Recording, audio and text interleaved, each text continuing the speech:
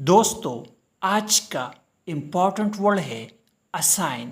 Assign کا کیا مطلب ہے، آئیے سیکھتے ہیں آج کی اس چھوٹی سی ویڈیو میں۔ اسائن کا مطلب ہے تفویض کرنا یا سپرد کرنا۔ In English, it means to allocate a job or task to someone. For example, the teacher assigned homework to the students. استاد نے طلبہ کو ہوم ورک تفویض کیا۔ He was assigned to a new project.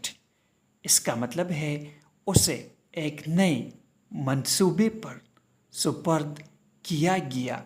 Project کا مطلب ہے منصوبہ۔